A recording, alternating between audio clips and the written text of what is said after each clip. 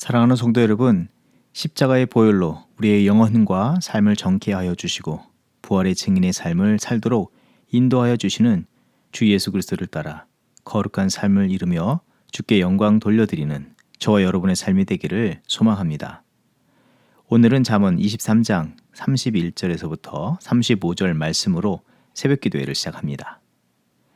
포도주는 붉고 잔에서 번쩍이며 순하게 내려가나니 너는 그것을 보지도 말지어다. 그것이 마침내 뱀같이 물 것이요 독사같이 쏠 것이며 또 내 눈에는 괴이한 것이 보일 것이요 내 마음은 구부러진 말을 할 것이며 너는 바다 가운데에 누운 자 같을 것이요 돛대 위에 누운 자 같을 것이며 내가 스스로 말하기를 사람이 나를 때려도 나는 아프지 아니하고 나를 상하게 하여도 내게 감각이 없도다. 내가 언제나 깰까 다시 술을 찾겠다 하리라. 아멘. 늘 우리의 영혼을 진리의 말씀으로 깨워주시고 생명과 거룩의 길로 인도하여 주시는 주 하나님께 모든 감사와 영광을 올려드립니다.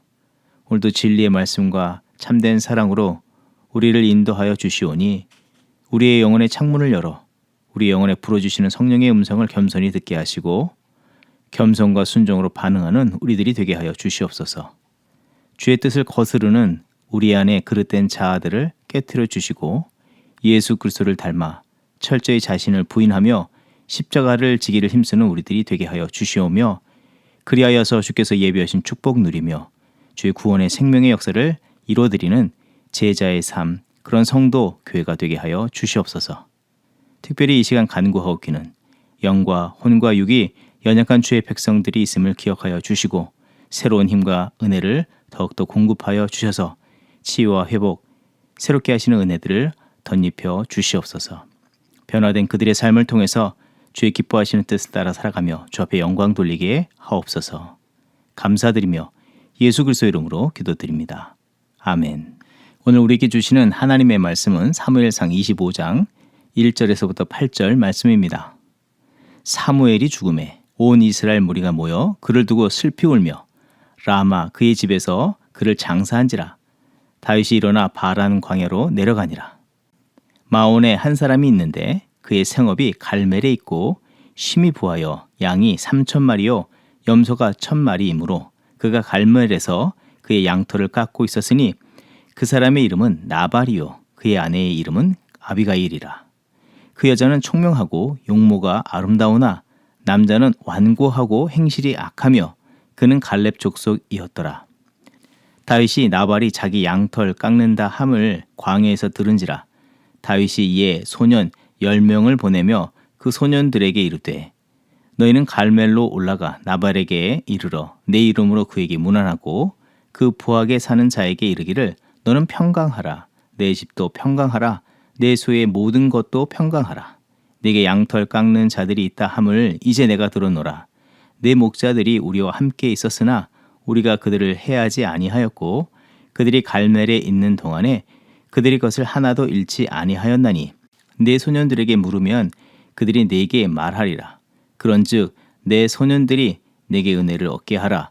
우리가 좋은 날에 왔은즉 내 손에 있는 대로 내 종들과 내 아들 다윗에게 주기를 원하노라 하더라 하라. 아멘. 다윗은 사울을 죽이지 않고 놓아준 뒤 사울도 자신의 잘못을 알고 또 사울의 입술을 통하여서 하나님께서 자신을 이스라엘 왕으로 삼으심을 공적으로 인정받게 되었지만 다윗의 삶은 여전히 사울을 피하여 광야에 숨어 살아가는 신세였습니다.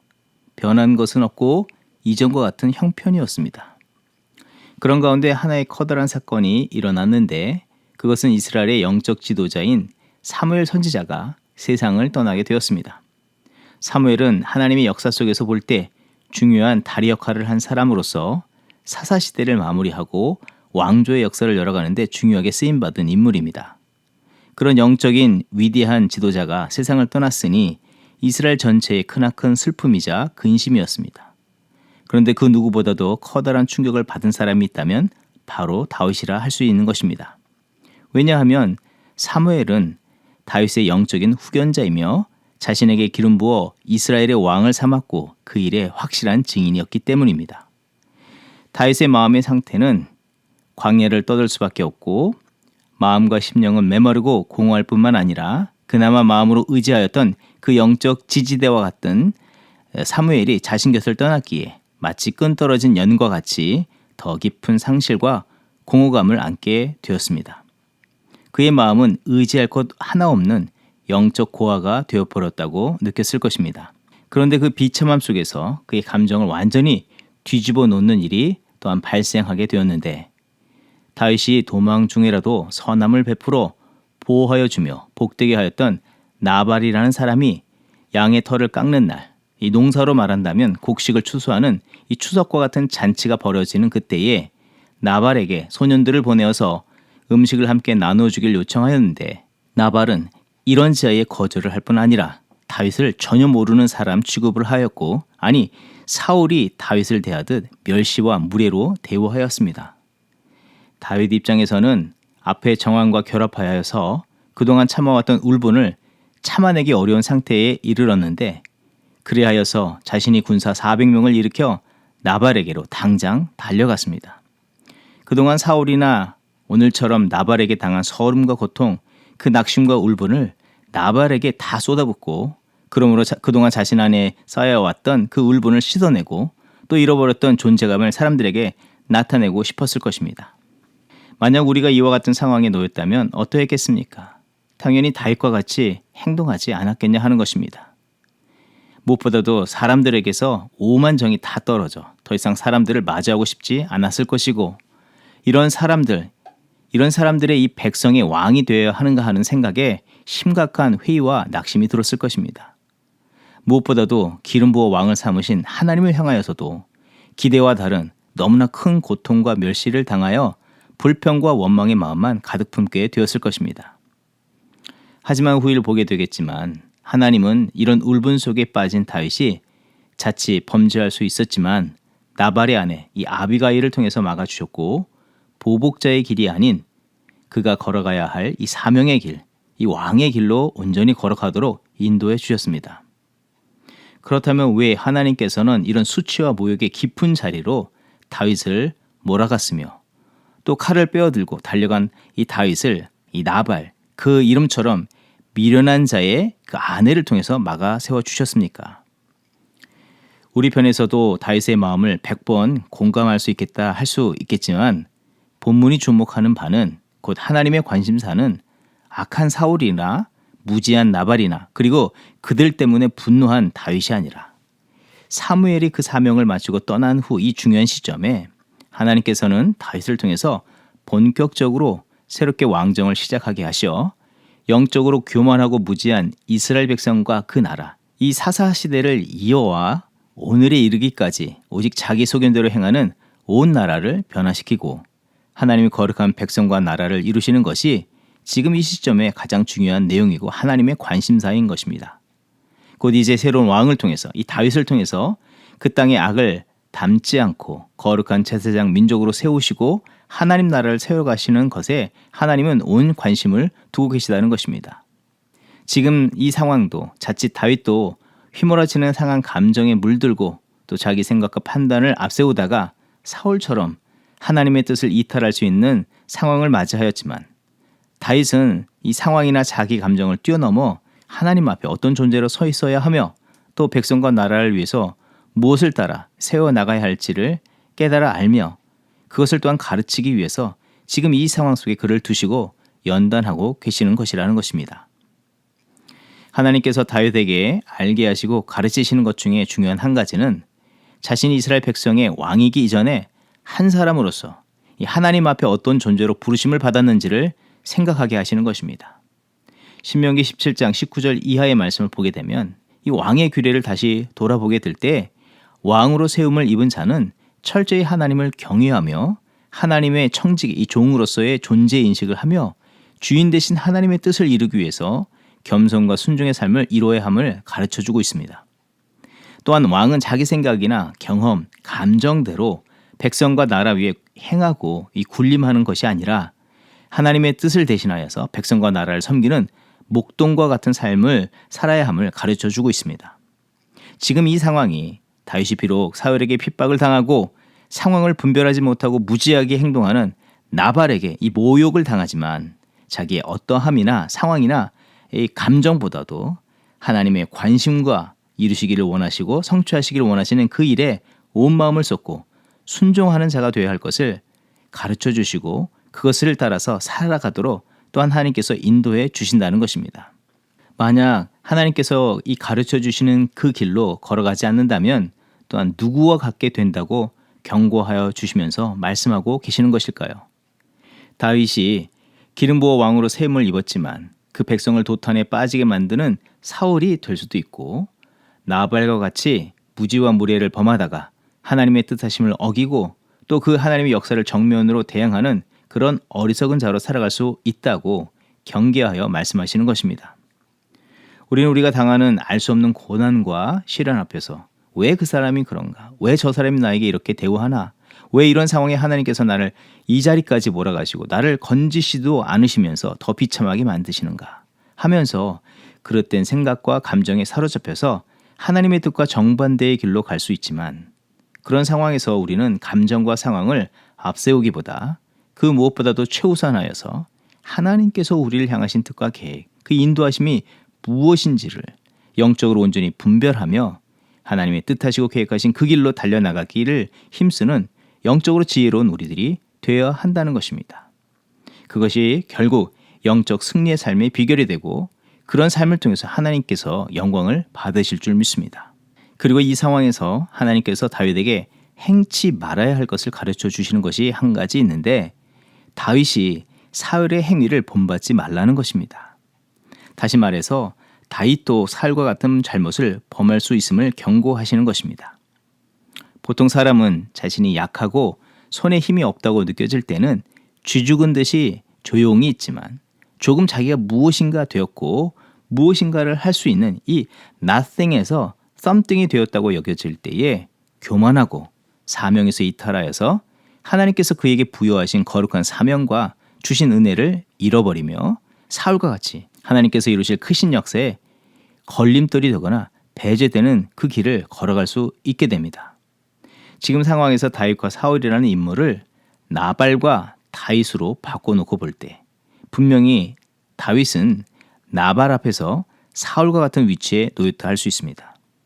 그런데 자신이 보기에도 힘이 없고 지혜도 명분도 없다 할 수 있는 나발이 어리석게도 모욕과 멸시하고 교만 방자에 행할 때 왜 다윗이 사울처럼 자기의 가진 힘과 지혜로서 그를 누르고 보복하고자 하는 마음이 들지 않겠습니까? 하지만 하나님께서 지금 상황에서 100번, 10,000번 이 사울과 같은 방법으로 모든 울분을 해소하고 잃어버린 명예를 회복하고 싶지만, 다윗은 사울과 같이 괴물로 변화해서 사울의 길로 가서는 절대 안 된다고 말씀하고 계시는 것입니다. 비록 지금 형편이 오늘도 도망자로 살아가지만 하나님이 주신 지혜와 힘과 능력으로 나발을 자기 백성으로 삼고 어떤 보상이나 만족을 떠나서 양을 돌보듯 돌봄과 같이 끝까지 그 사명을 감당하는 하나님의 목자가 되어야 할 것을 가르쳐 주고 계십니다. 그 믿음의 중심의 그 삶이 결코 흔들려서는 안 됨을 말씀해 주시는 것입니다.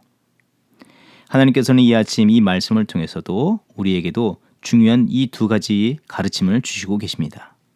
상황과 감정이 분명하다 해도 그보다도 거룩하신 하나님의 그 뜻과 그 사명을 먼저 기억해야 할 것을 말씀하여 주십니다. 또 주어진 사명을 감당하기 위해서 철저히 하나님의 부르신 목적과 뜻을 따라서 순종해야 함을 우리에게 말씀해 주셨습니다. 하나님께서는 오늘 우리에게 다윗과 같이 또 우리 구주 예수 그리스도께서 그리하심과 같이 어떤 극한 자리에까지 몰린다 해도 오직 우리 자신은 하나님의 종됨을, 청지기 됨을 잊지 않아야 하고, 잊지 않는 것을 넘어서 자기 감정, 생각, 손에 힘과 능력이 있다 해도 모든 것을 부인하고 하나님의 뜻하신 그 길을 올곧이 걸어갈 수 있는 우리들이 되어야 할 줄 믿습니다.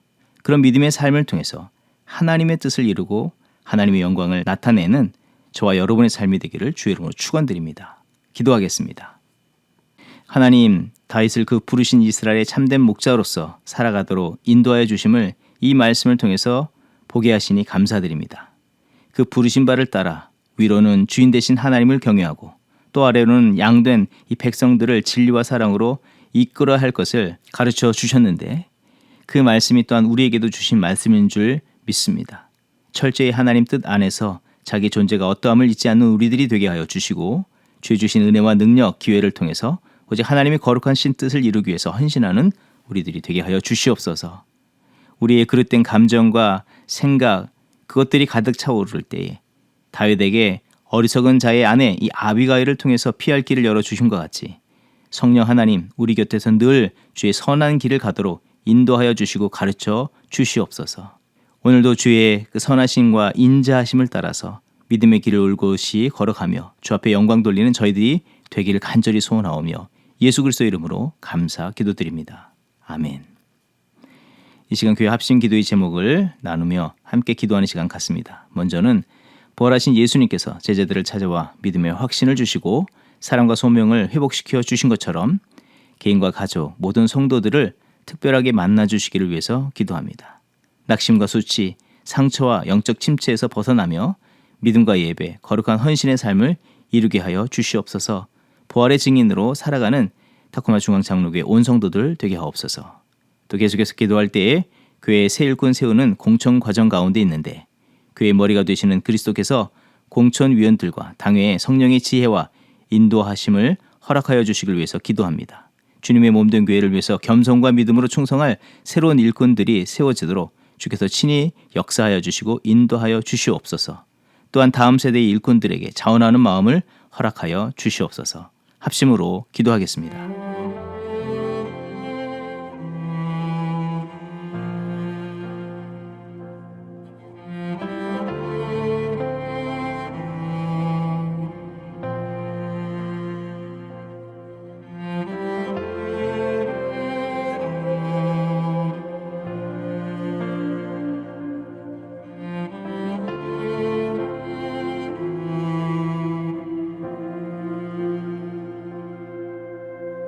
우리 주는 위대하며 능력이 많으시도다. 그의 지혜 무궁하며 인자는 영원하도다. 상한 자들 고치시며 상처를 싸매시도다. 별들의 수를 세시며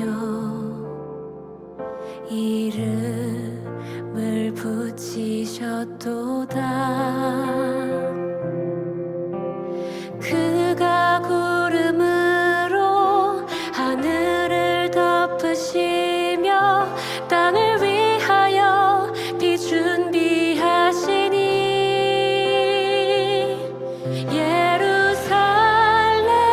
예루살렘아 여호와를 찬송할지어다.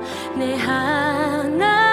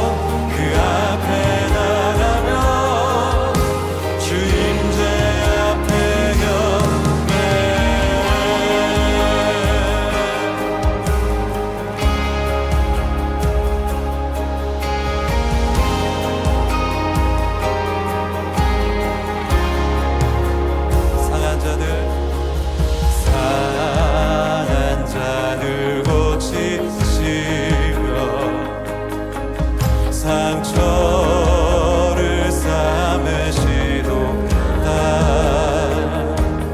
별들의 수를 세시며 이름을 붙이셨도다. 그가 구름으로 하늘을 덮으시며 땅을 위하여 비 준비하시니 예루살렘아 여호와를 찬송하지어라. 내 하나님을 감사함으로 그 앞에 나가며 주인제 앞에 예루살렘아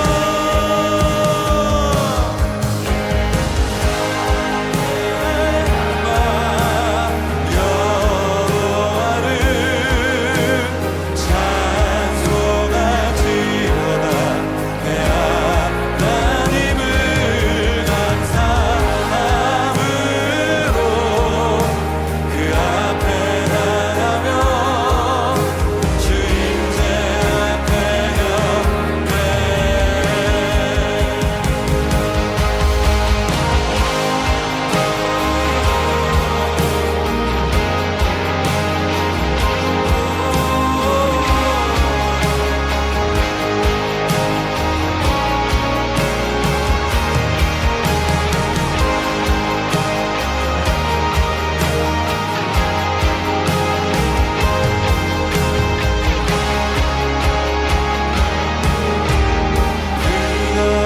구름으로 하늘을 덮으시며 땅을 위하여 비 준비하시니 그가 구름으로 하늘을 덮으시며 땅을 위하여 비 준비하시니 함께 예루살렘아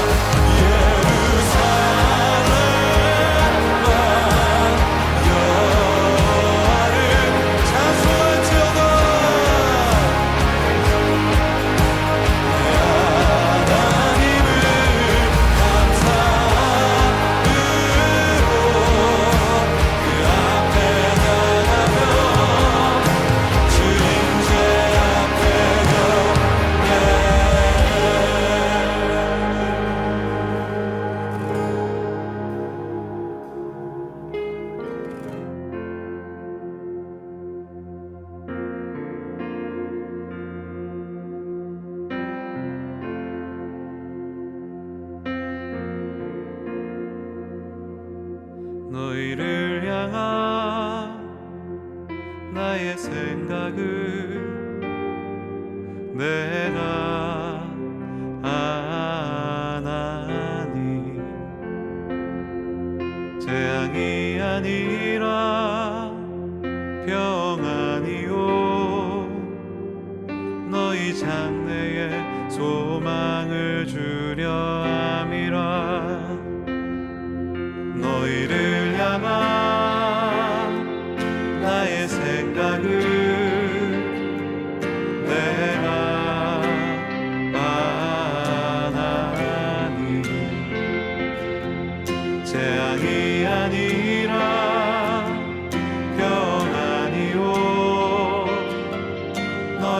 장래의 소망을